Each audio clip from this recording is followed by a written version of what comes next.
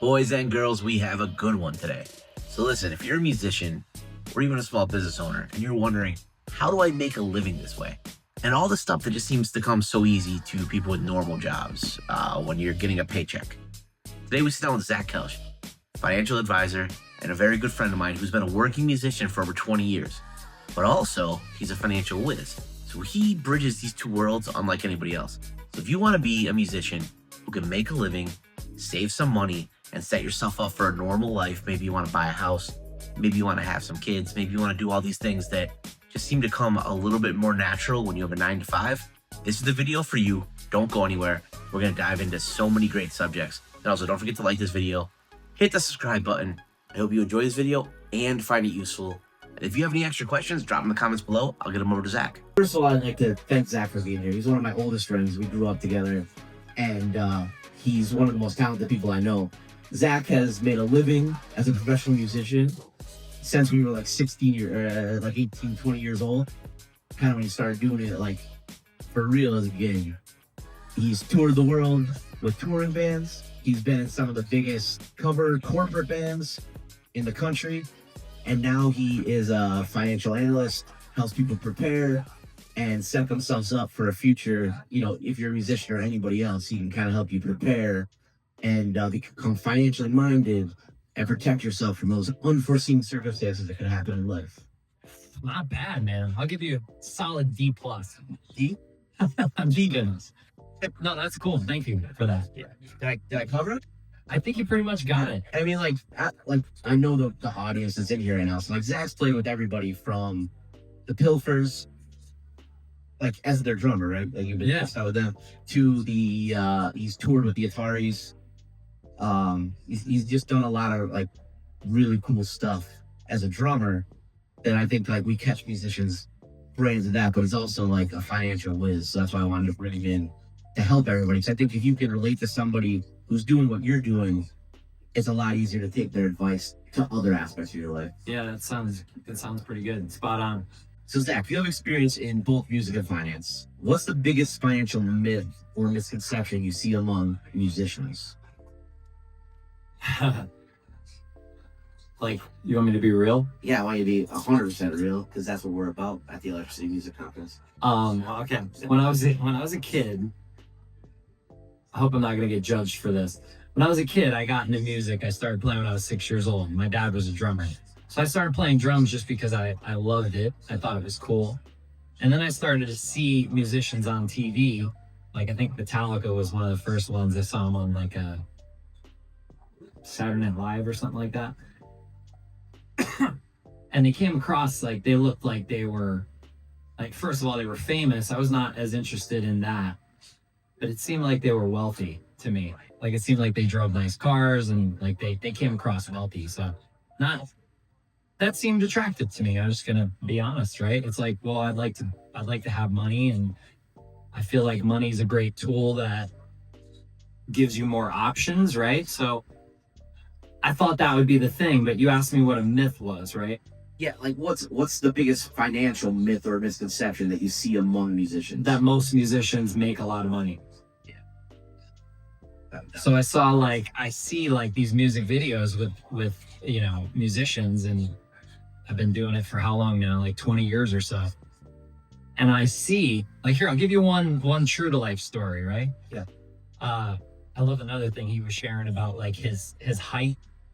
So like in my height, my highest days, like when record deal and opening for Bon Jovi, I played in the first band ever to play at the, what's it called now? It was a giant Meadowland.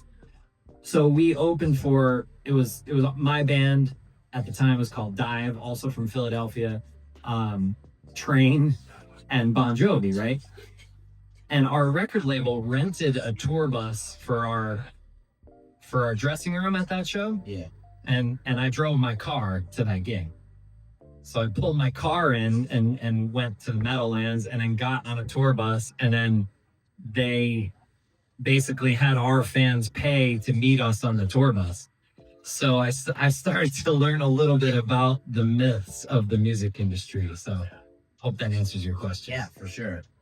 So the income of a musician is more than often unpredictable. what's the first step that an artist should take to create a budget and manage consistent cash flow? Wow, great question, buddy. Thank you.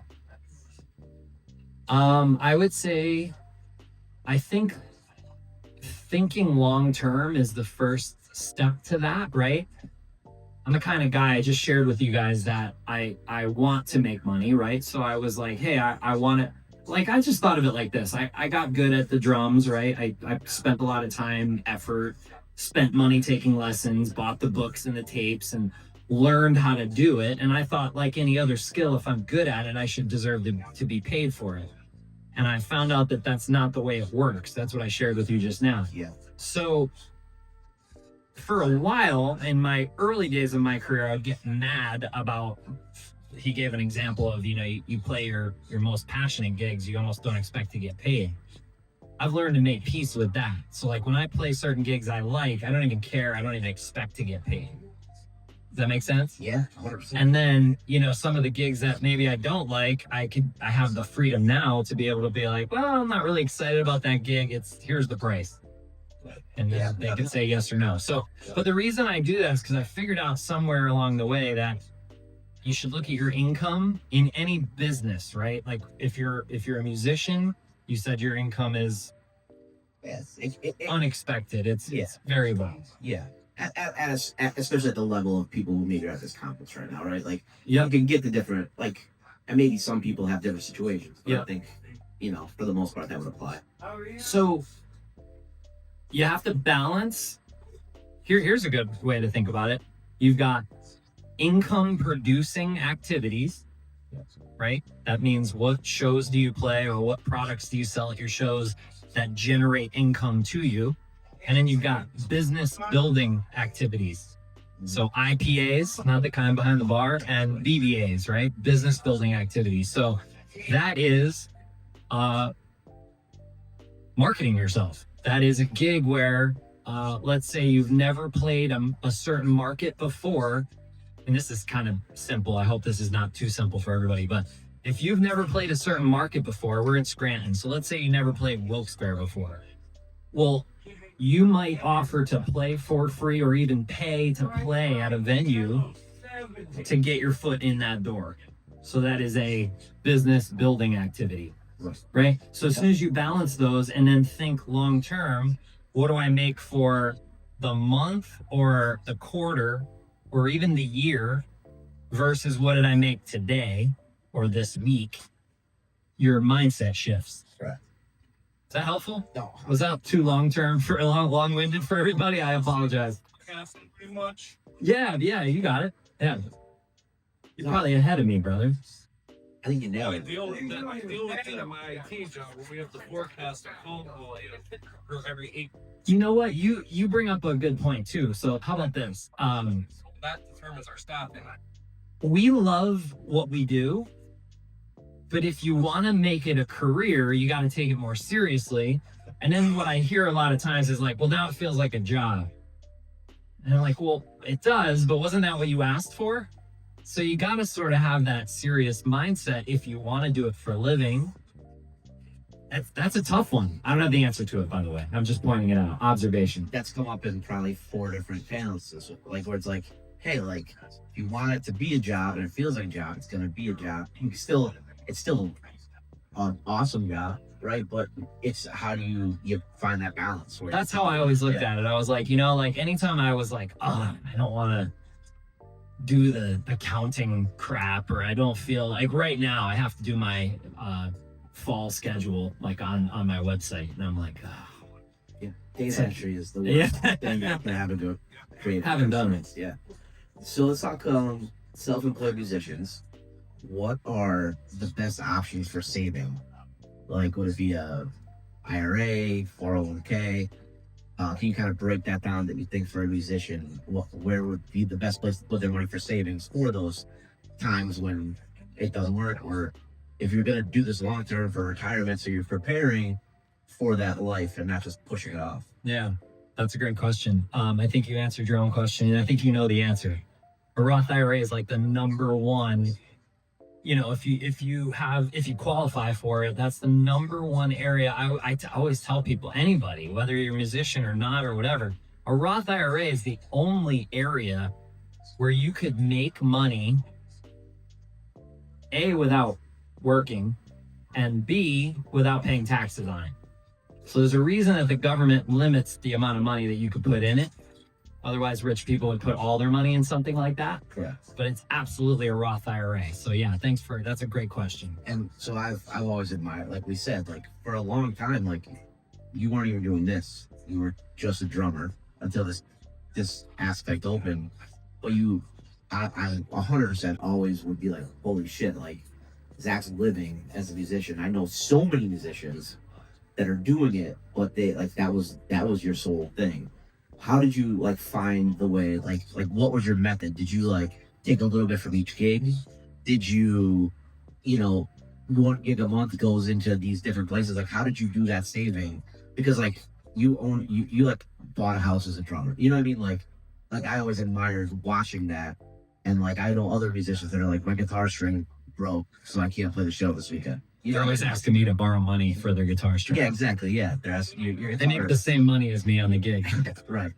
Yeah, well, that's one thing is watch where you spend your money, because I watch a lot of musicians I play on stage with they give all their money back to the bar after the gig. I remember being 15 years old and like fighting with my guitar player about that. I'm like, not only did you spend all the money we made at the bar, you spent more because you bought your 3 friends shots all night. You gave all the money that you just brought them. So there's a rule of thumb. I appreciate you asking me that, because no one ever explained it to me, and I don't remember where I found it at first, but you should be saving 20% of every dollar that you make. Yeah.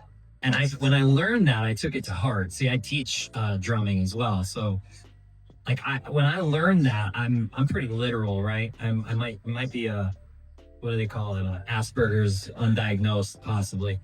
Very literal. So when I learned that you're supposed to take 20% of every dollar you make and save it for yourself, I literally would teach a lesson and take 20% of that lesson and put it, like, save it for myself. Right.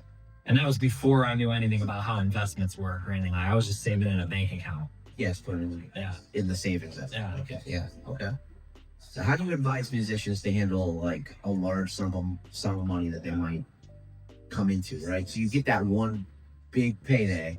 You usually pay for $500 a week, but then like some dummy promoter in like Bumble books you for like $5K and Yeah. this infusion. Like how should they handle that and work through that influx? See, that goes back to your other question, right? Because those big things will come too. That's cool. Yeah. Because you might be going as a musician and like not really, you know, you might have $100 gig here, those free gigs here and there, and then every once in a while there's like a big opportunity financially, and it's like, oh, see, that's what helped me start to think the more long term, because you can't, like, I mean, these are common sense answers, right? You can't just blow that money. Right. Because now what if you got another 3 months of light living, right? Shouldn't just buy 2 guitars real quick the next day. I wouldn't recommend it. Right. And funny story to attach that, one of my buddies, a guy that I actually played on his record last year, he just went out on the road and I shot him a text. He's gonna be around tomorrow. I'm gonna go see the show. And he said, I said, how's the show? How's the tour? And he said, really good. Shows are good. Living conditions are tough. Right. And I said, aren't you on a bus? And he said, yeah. And I was like, okay. So like, even at that higher level, that's like a platinum selling rock band on the road. And the shows are like that, still is like that, you know? Yeah, without a doubt. So what's your advice for this is a weird one. I think this is interesting how it applies to music. I think we're gonna be able to do an interesting take on here. So like people taking on debt, right? And accumulating debt.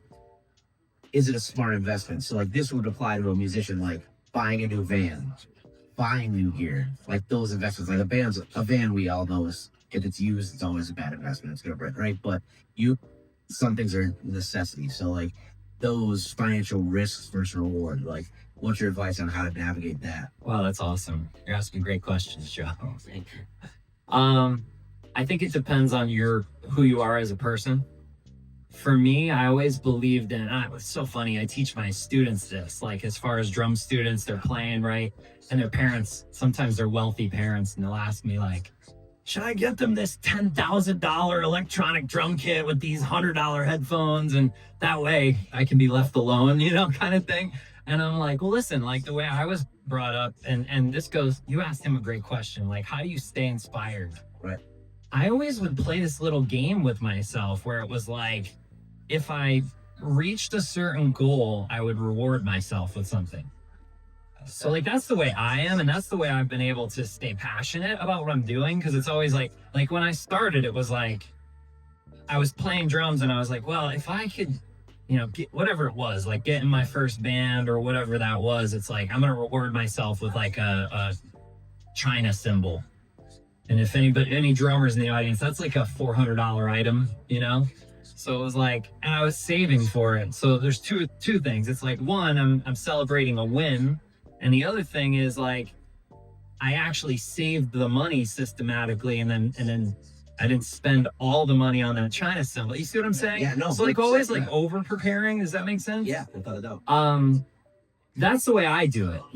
I recently, one of my investment clients now is a big real estate guy, and he was educating me on, not to go too technical on like the investment stuff, but he was educating me on like real estate investing and how you can use debt to jump ahead and all that stuff. Here's what I would tell you. I said the same thing to him, and he's very successful in real estate.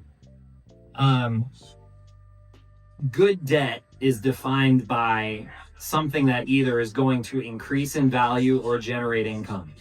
So if you're buying a house that's going to increase in value, or if you're buying a business that has a chance of generating income to you, that's a good investment. But think about it. Every single company says like, this is a great investment. I think Spotify says, hey, this is a great investment. We've got educational stuff on there. You can learn. It's like, it's not an investment, dude. Yeah. No, thanks. Is that a good answer? Yeah, without a doubt. So many artists hesitate to talk about money. And I think the parallels to like people don't like to talk about in the normie workplace. They don't like to talk about their salaries, but artists also hesitate to talk about money. How can band members have open and productive conversations about finances, pay splits, shared expenses, and investments as a group of the band? And you being in so many bands and different dynamics, I think you have an interesting take you could probably give on this. Yeah. Great question.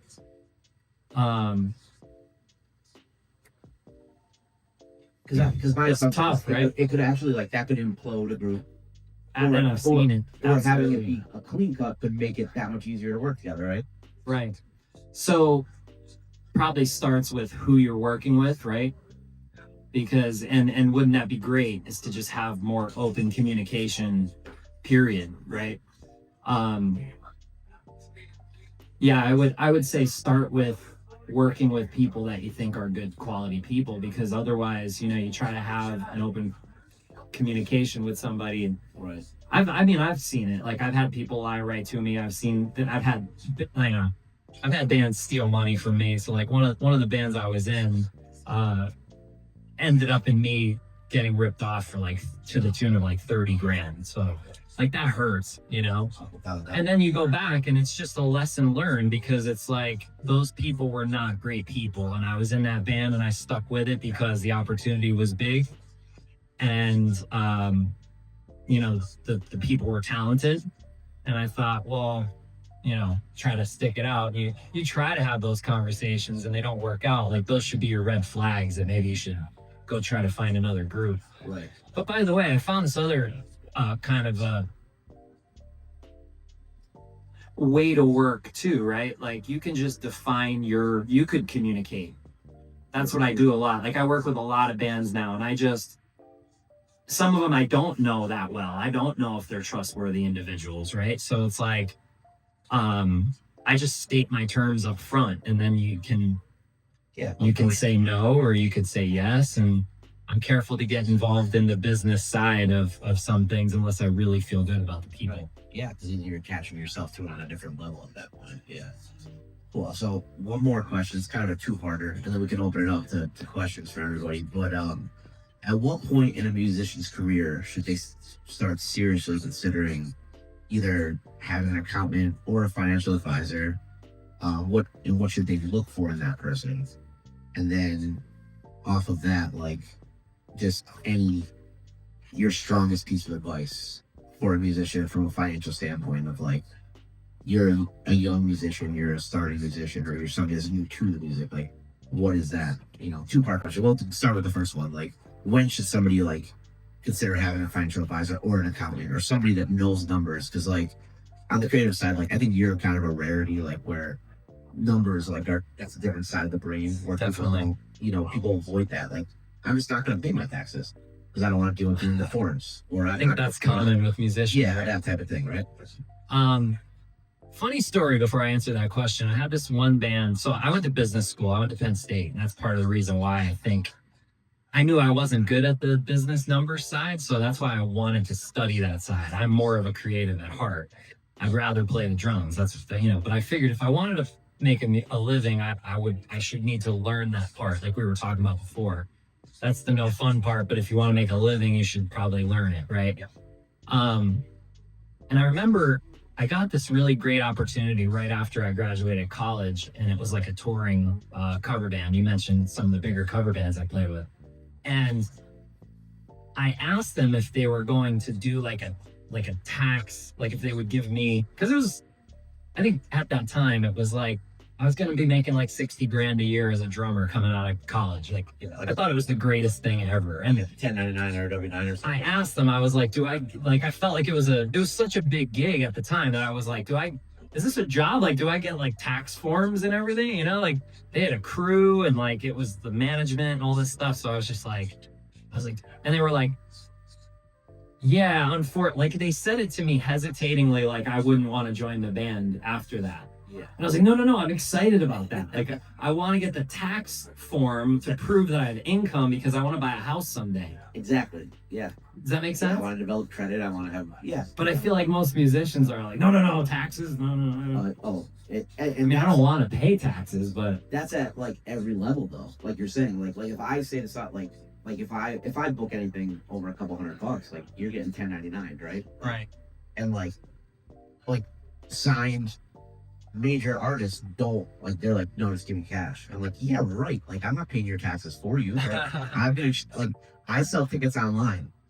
That retailer's reporting every cent that comes into me. So I'm paying taxes on that. You think I'm not getting credit for that?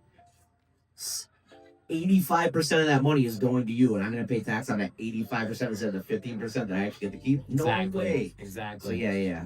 I think we live in that same world. So what was that number that you just threw out? Because I think you answered your own question. When do you give a tax form to an artist? When do I? You mentioned over $100. Yeah. So I mean, Yeah. if anyone's making over $100, you should probably. Yeah. Because there's the other thing too. Like, that's super dorky. I don't know if I'm boring you guys with this stuff, but like you write that stuff off, so you don't end up paying the taxes. Being a drummer is expensive. So cymbals are expensive, sticks are expensive, gas, the van you were talking about. Those are all expenses that should be written off your taxes. It's pretty cool. If you are self-employed as a musician, you have the right to write all that stuff off. If you work for a company, you don't.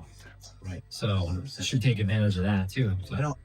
And also, even if it's your side gig, just form a sole proprietorship LLC, so that you can kind of split it. You can still have, that's what we need an accountant, honestly. Like if you're making a decent living at a job and then you're also playing that, you need somebody like that can do those taxes, unless you're an accountant. Because like my accountant, literally, she is so angry when I walk in there with 2 different folders, and she's like, now for tax purposes, it's better for me to be an LLC. She wants me to be a fucking corporation so bad because it's easier for her to do the taxes. I'm not paying a corporate tax rate. This is not going to happen, right? Yeah. No, spend the 10 hours. I pay her extra, but just from a tax standpoint of write-offs and what I could write off is better for me to be an LLC. So I want to ask the crowd a question really quick, if you wouldn't mind. Just so I have an idea of who I'm speaking to. Is everyone here a full-time musician? You're, mix. raise your hand if you're a full-time musician. So just one. Okay. And does anyone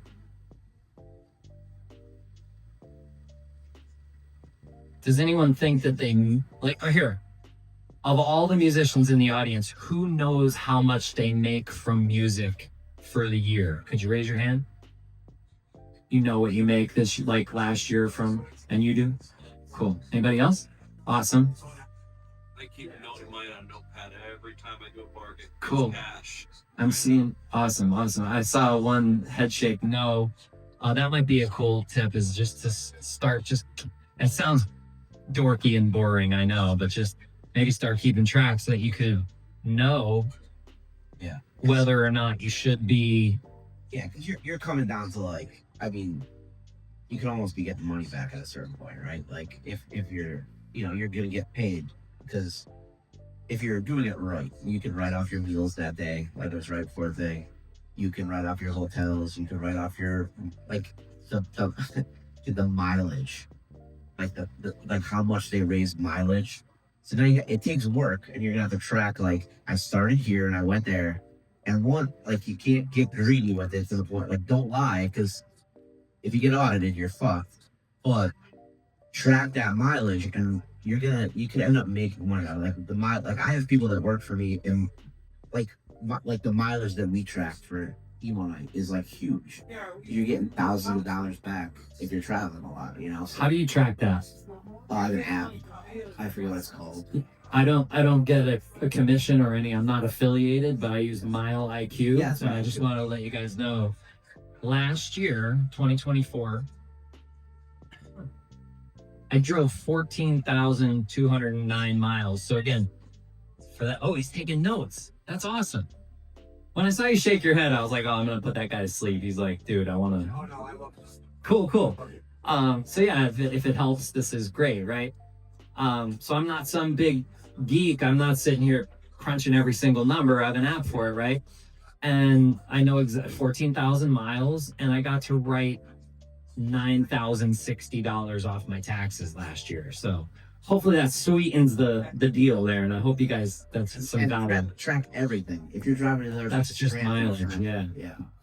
I have a question for you guys then. So, like, do you need to be like a sole proprietor LLC to accomplish that?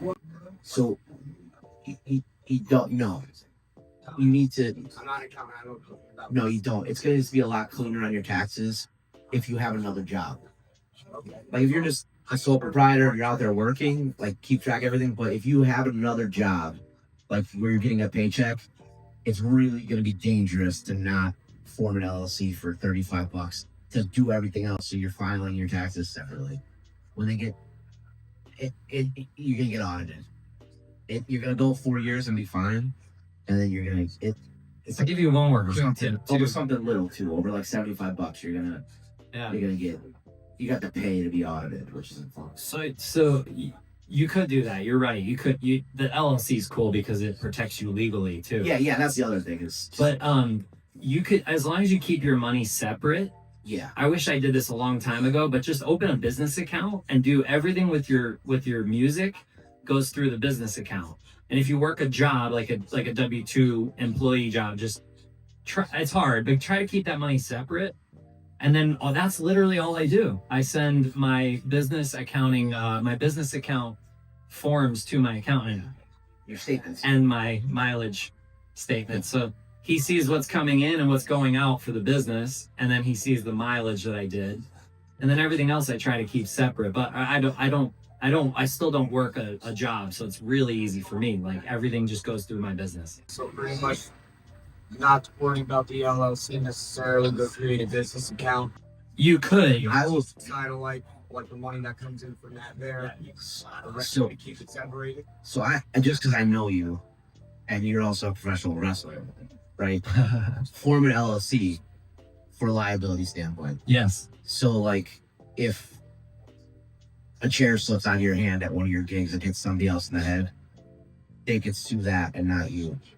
They go, it's just from a liability standpoint, it's gonna, and then get like $1 million of insurance for like $15 a month for like next insurance online. It's grown up shit that like I hate that it exists, but like you want it. You know what I mean? Like just to cover yourself. It's all gonna be so much better. And that's for any musician. Like you're up here, you swing your guitar around. Vinny's not gonna sue you, but like if you're at some venues, you swing your guitar around, you put a hole in the wall, or you bust a thing. Like it'd be better for your insurer to file an insurance claim and have to pay $15 a month than to have to buy a $4,000 speaker that night.